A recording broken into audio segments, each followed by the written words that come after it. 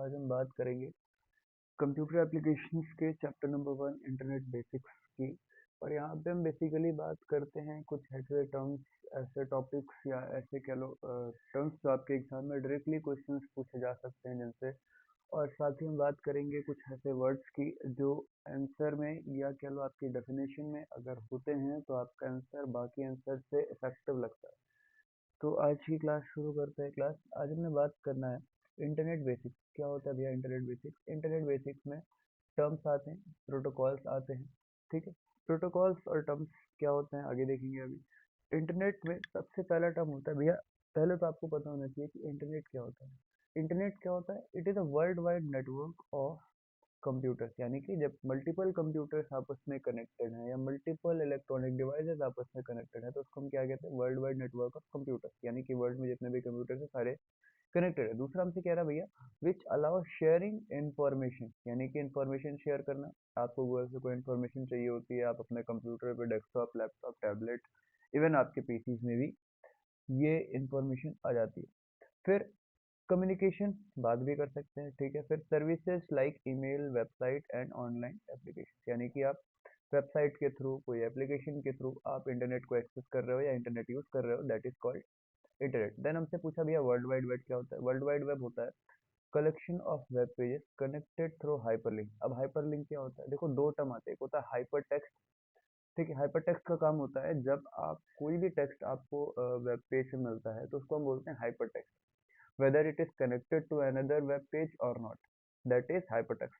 अब hyperlink क्या होता है? hyperlink होता है जब आपका कोई भी टेक्स्ट कनेक्टेड होता है to another web page, जैसे कि आप किसी वेब पेज पे विजिट कर रहे हो और वहां पे क्लिक करते ही आप दूसरे वेब पेज पे चले जाओ या दूसरे किसी वेब पेज पे पहुंच जाओ तो उसको हम क्या बोलेंगे? हाइपरलिंक। ठीक है, और इसको एक्सेस कब करेंगे? जब हमारे पास इंटरनेट होगा। और किसकी हेल्प से? With the help of web browser. फिर आते हम लोग, फिर वेब सर्वर क्या होता है भैया? वेब सर्वर एक टर्म्स निकल के आया जिसको हमने बोला सर्वर। सर्वर का मतलब होता है सर्विस। सर्विस क्या होती है? जैसे आप लोग कहीं स्कूल में जाते हो तो आपको टीचर सर्विस देते हैं, वैसे जब आप बाहर जाते हैं तो आपको डॉक्टर्स और अलग अलग सर्विस आपको मिलती है। तो जो ऐसा कंप्यूटर या ऐसा कोई सर्वर होता है उसको हम कहते हैं सर्वर, यानी कि डेटा को दे रहा है, तो डेटा को सेंड कर रहा है। किसको भेज रहा है? रिसीवर को। रिसीवर यहाँ पे कौन होगा? रिसीवर होगा आपका क्लाइंट। ठीक है, रिसीवर आपका क्या होगा? क्लाइंट होगा। दैट्स यहाँ पे यही सेम लिखा हुआ है, stores this website and delivers web pages, यानी कि वेबसाइट को स्टोर करेगा और वेब पेज को डिलीवर करेगा कब? यूजिंग अ वेब ब्राउजर, जैसे कि गूगल।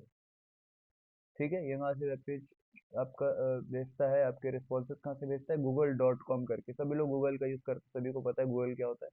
तो यहाँ से इनका एक सर्वर है, उसका काम क्या होता है? आपने कोई इन्फॉर्मेशन दी, वो इन्फॉर्मेशन आप तक आने का काम होता है किसका? गूगल। अब वेब क्लाइंट क्या होता है? ये रिक्वेस्ट करता है किसके लिए? For the information from a web server. ये दोनों ही आपस में कनेक्टेड होते हैं, ये इंफॉर्मेशन को देता है, ये इंफॉर्मेशन को रिसीव करता है। Clear?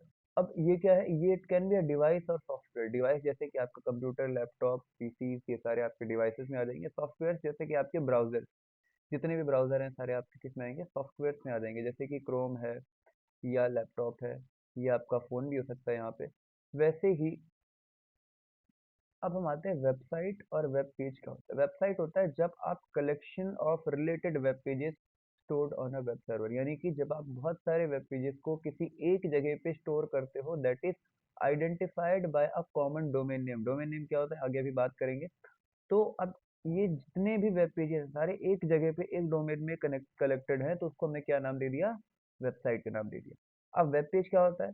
Single document on a internet. अब जैसे वेबसाइट में हमारे पास मल्टीपल वेब पेजेस थे, यहाँ पे सिर्फ एक वेब पेज है। ठीक है, अब यहाँ पे जो एक वेब पेज है वो क्या है? उसको कंटेन करता है टेक्स्ट, और यहाँ पे टेक्स्ट भी कौन सा? Hyper text. अभी हमने ऊपर बात करी हाइपर टेक्स्ट की। इमेज, वीडियो और लिंक, ये तीनों चीजें आपके किसी एक वेब पेज में या कोई भी दो, ठीक है, या कोई भी एक। इवन कोई जरूरी नहीं है कि आपके वेब पेज में सारी चीजें हों, कोई एक भी हो सकता है। ठीक है, फॉर एग्जांपल है home page of a website. अब किसी भी वेबसाइट का कोई एक होम पेज होगा उसको हम कह सकते हैं वेब पेज। अब ब्राउजर क्या होता है भैया? अभी हमने बात करी थी ऊपर वेब क्लाइंट की। वेब क्लाइंट का काम होता है इंफॉर्मेशन को लेना, तो उसमें हमने दो चीजें पढ़ी थी। पहला हमने बात किया था यहाँ पे देखो कि क्या हो सकता है? डिवाइस और सॉफ्टवेयर। तो डिवाइस तो आपका लैपटॉप या कंप्यूटर हो सकता है, दूसरा आपका जो डिवाइस होता है ये आपका लैपटॉप होता है। सेकेंडली हमने बोला था क्रोम ब्राउजर। अब ब्राउजर भी यहाँ पे देखो, यहाँ पे भी एक सेम टर्म आ रहा है ब्राउजर का। तो ब्राउजर यहाँ पे सेम काम करता है, information use to access and display, यानी कि डिस्प्ले भी करेगा और एक्सेस भी करेगा। क्या डिस्प्ले करेगा भैया? जो आपका रिजल्ट है, रिजल्ट जिसके लिए आपने क्वेरी डाली थी, किसको? सर्च इंजन को, सॉरी, जिसको आपने सर्वर सर्वर पे अगर आपने कोई क्वेरी डाली है तो वो आपको डिस्प्ले करेगा कहाँ पे? To the web browser. ये वेब ब्राउजर एक्सेस करेगा वेबसाइट और डिस्प्ले करेगा ऑन आपके जो भी इलेक्ट्रॉनिक डिवाइस है, जैसे गूगल क्रोम है, फायरफॉक्स है, और भी बहुत सारे, जैसे अभी एक रिसेंट किया है जियो का एक आया। ठीक है, तो जियो का भी एक आया, वो भी हो सकता है आपका। जियो जियो का है स्फेयर, याद रखिएगा, जियो स्फेयर करके एक आया हुआ है, याद रखिएगा इसको। ठीक है, फिर आते हैं हम लोग। अब ब्लॉग क्या होता है भैया? ये बहुत इंपॉर्टेंट टर्म है, कई बार एग्जाम में आता है और बच्चे गलत करके आते हैं। ब्लॉग्स क्या है? ऑनलाइन जर्नल, याद रखिए, वेयर इंडिविजुअल और groups regularly post articles, opinion और इंफॉर्मेशन। अब ये जो होता है, हमेशा याद रखिएगा, ये किसी भी टेक्स्ट फॉर्म में होता है। ठीक है, जैसे ये टेक्स्ट लिखा हुआ है, ये सारे आपके किस फॉर्म में होंगे? टेक्स्ट फॉर्म में होंगे। ये किसी और फॉर्म में नहीं होंगे। ये ब्लॉग्स जो भी होंगे हमेशा टेक्स्ट फॉर्म में होंगे, ऑनलाइन जर्नल और डायरी। ये चीज याद रखिएगा, जहां पे भी ये टर्म आ जाए ऑनलाइन जर्नल, वहां आंख बंद करके आप समझ जाइएगा ब्लॉग के बारे में बात हो रही है। फिर हमने बोला भैया रेगुलरली पोस्ट, जैसे आपके x.com करके एक प्लेटफॉर्म आता है, x.com सभी ने सुना होगा, जिसको अब ट्विटर पहले होते थे। अब x.com का काम क्या है भैया? ये आप इस पे बहुत सारे इंफॉर्मेशन, रिव्यूज, रेटिंग्स, ठीक है, ये ब्लॉग पोस्ट करने का एक प्लेटफॉर्म है, जिसपे आप जाकर के ब्लॉग को पोस्ट करते हो। ठीक है, अब जो पोस्ट करता है उसको हम कहते हैं ब्लॉगर, और ब्लॉग क्या होता है? जो पोस्ट किया जाता है। ठीक है, अब हमने बोला भैया न्यूज़ ग्रुप क्या होता है? ये ऑनलाइन डिस्कशन ग्रुप्स हैं या फोरम्स कह लो, जिनसे कोई भी यूजर्स मैसेज को शेयर करते हैं using specific topic. For example, आपके पे कोई एक हमने ग्रुप बनाया हुआ है, व्हाट्सएप का ग्रुप बनाया है, जिसपे हम कोई भी टॉपिक पे, किसी भी फोरम पे, किसी भी टॉपिक पे डिस्कस करते हैं, और हम किसी भी मैसेज को शेयर करते हैं। तो ये हमारा टर्म बोला जाएगा एज अ न्यूज़ ग्रुप, यानी कि हम यहाँ पे किसी भी टॉपिक पे डिस्कस कर रहे हैं, किसी भी चीज़ को भेज रहे हैं। जैसे कि टेक्नोलॉजी डिस्कशन है ग्रुप में, या कोई भी ग्रुप में डिस्कशन हो रहा है, तो उसको हम क्या बोलेंगे? News group. अब एक टर्म आता है HTML। HTML क्या होता है भैया? Hyper text markup language. अभी हमने ऊपर बात करी थी। हाइपर टेक्स्ट क्या होता है? ऐसा टेक्स्ट जिससे आप जो भी वेबसाइट पे जितना भी टेक्स्ट है वो सारा किस में आएगा? हाइपर टेक्स्ट में आएगा। मार्कअप होता है एक तरीके के सिंबल्स, जैसे कि आपके ये जो टैग है, ये सारे सिंबल्स जो है, ये सारे मार्कअप। अब इनसे बनी हुई लैंग्वेज, ठीक, लैंग्वेज इसको हम क्या बोलेंगे? ये आपकी क्या है? एक हाइपर टेक्स्ट मार्कअप लैंग्वेज है, जिसके थ्रू आप वेब पेजेस को डिजाइन करते हो, क्रिएट करते हो यूजिंग HTML। अब यूआरएल क्या होता है भैया? यूआरएल होता है जैसे अब आपके घर का एक यूनिक एड्रेस होगा। फॉर एग्जांपल, आप कहीं दिल्ली में रहते हो या कहीं मुंबई में रहते हो, तो वहाँ का आपका एक एड्रेस होगा। वैसे ही हर एक वेबसाइट या हर एक चीज जो आप इंटरनेट पे कर रहे हो, उसका एक यूनिक एड्रेस है, जिसका हमने बोला भैया यूआरएल। यूआरएल का फुल फॉर्म होता है यूनिफॉर्म रिसोर्स लोकेटर। याद रखिएगा, एग्जाम में कई बार फुल फॉर्म्स पूछी जाती हैं। तो इसका काम क्या होता है? लोकेशन को आइडेंटिफाई करना, किसकी? वेबसाइट की, या कोई भी वेब पेज है। वेब पेज हो सकता है, कोई इमेज हो सकती है, कोई ऑडियो वीडियो, कोई ऐसी चीज, हर वो चीज जो आप इंटरनेट का यूज कर रहे हैं, वो कहीं ना कहीं से यूआरएल से कनेक्टेड है, या उसका एक अपना यूआरएल होगा। फॉर एग्जाम्पल, यहाँ पे कुछ यूआरएल है। अब इसी को हम कह सकते हैं यूआरएल एड्रेस। नीचे जो हमने बात करी है, ये सॉरी, यूआरएल एड्रेस इसी को बोलेंगे। अब यूआरएल में कुछ कंपोनेंट्स होते हैं, जैसे आपका प्रोटोकॉल होता है, ये आपका www है, ये डोमेन नेम है, ये डोमेन एक्सटेंशन है। अभी हमने ऊपर बात करी थी सिंगल डोमेन नेम। तो अब गूगल.com, ये क्या है आपका? गूगल क्या है? एक आपका सेम, ये आपका क्या है? Domain name. ठीक है, आगे बढ़ते हैं। अब ईमेल एड्रेस क्या होता है? ईमेल सभी लोग यूज करते हैं, सभी को पता है ईमेल क्या होता है। ईमेल एक सर्विस होती है जिसके थ्रू आप इंफॉर्मेशन, मैसेजेस को एक जगह से दूसरी जगह ट्रांसफर करते हैं। अब ईमेल एड्रेस क्या होता है भैया? जिसपे आप ईमेल मैसेज भेजते हो या रिसीव करते हो। यूनिक आइडेंटिटी कीवर्ड है इसका, याद रखिएगा। यूनिक आइडेंटिटी, इसका मतलब हुआ किसी भी ईमेल की एक यूनिक आइडेंटिटी होती है। जैसे आपने अपने घर का नाम कुछ रखा हुआ है, ठीक है, अब उस घर के नाम पे किसी भी ऑर्डर को अगर डिलीवर करना चाह रहा है कोई भी यूजर, तो आप आसानी से मंगा सकते हैं। फिर use to send and receive, अभी हमने बताया क्या रिसीव करना है? कोई भी इंफॉर्मेशन या कोई भी मैसेज ओवर द इंटरनेट। अब ये एक मेल आईडी का एग्जांपल है, कोई भी एक student123@gmail.com। यहाँ पे ये क्या है? एक डोमेन नेम है। एट द रेट, ये बताता है भैया कि हम डिफरेंशिएट कर रहे हैं between the user name and the service provider of email. तो यह सर्विस प्रोवाइडर कौन है? जीमेल है। .com क्या है? एक इसका डोमेन एक्सटेंशन। अब भैया इसमें आता है, हम लोग डाउनलोड करते हैं फाइल्स को, किसी भी पीडीएफ को डाउनलोड करेंगे, transferring files from a remote computer और server. To your local device. Obviously आप क्रोम पे जा रहे हो, कोई फाइल को डाउनलोड कर रहे हो, यानी कि आप क्लाउड से लेकर के या क्लाउड से लेकर के सर्वर से लेकर के अपने कंप्यूटर पे डिवाइस पे विदाउट इंटरनेट अगर आप पढ़ पा रहे हैं, which means that file is downloaded. फिर अपलोडिंग फाइल्स, यानी कि आपने कोई भी फोटो वगैरह अपलोड करनी है ऑनलाइन गूगल पे, गूगल फोटोज पे, तो sending your files from local device to remote server और वेबसाइट। रिमोट सर्वर और वेबसाइट का मतलब हुआ कि आप जैसे स्कूल के सर्वर पे अगर आपने कोई डेटा डाला, that is called remote, from sending a file from remote device to your website. लेकिन अगर सेम चीजें हम अगर अपलोड कर रहे हैं टू द गूगल ड्राइव, तो दैट इज कॉल्ड, आप सर्वर को भेज रहे हो अपना डेटा, किसको भेज रहे हो, सर्वर को। अब कुछ आते हैं प्रोटोकॉल। बोर्ड एग्जाम में ये बहुत इंपॉर्टेंट टॉपिक है बेटा, इससे क्वेश्चंस 100% आते हैं। प्रोटोकॉल से स्पेशली फुल फॉर्म्स बहुत पूछी जाती हैं। जैसे हमने पहला पढ़ा भैया टीसीपी आईपी क्या होता है, transmission control protocol over internet protocol. अब ये क्या है भैया, set of communication rule that allows computers to connect and exchange data over the internet, यानी कि डेटा को रिसीव करना या डेटा को भेजना किस पे, इंटरनेट पे। अब अगर कोई वेबसाइट एक्सेस कर रहे हैं ऑनलाइन, तो उसको हम क्या बोलेंगे, टीसीपी आईपी। फिर नेक्स्ट आता है एसएमटीपी, यानी कि सिंपल मेल ट्रांसफर प्रोटोकॉल। नाम से ही समझ में आ रहा है, मेल को ट्रांसफर करने का काम है। मेल को ट्रांसफर करने का काम यानी कि सेंडिंग ईमेल कॉन्फ़िगर करता है, किसको, सेंडिंग ईमेल्स को। जो मेल हमारे पास से जा रहे हैं उनका काम है ईमेल, सेंडेड ईमेल को कॉन्फ़िगर करने का काम होता है किसका, एसएमटीपी का। क्लियर है। फिर दूसरा आता है पॉप 3। पॉप 3 का मतलब होता है पोस्ट ऑफिस प्रोटोकॉल वर्जन 3, और इसका काम होता है रिसीविंग मेल्स को कॉन्फ़िगर करने का काम और उनको डाउनलोड करने का काम आपके डिवाइस में, जैसे कि जीमेल। जीमेल एक बहुत पॉपुलर एग्जांपल है एसएमटीपी और पॉप 3 के सर्वर के लिए। आप आराम से लिख सकते हो, तो कोई प्रॉब्लम नहीं होनी चाहिए ना एग्जामिनर को ना आपको याद करने में। फिर आता है S T T P and S T T P S.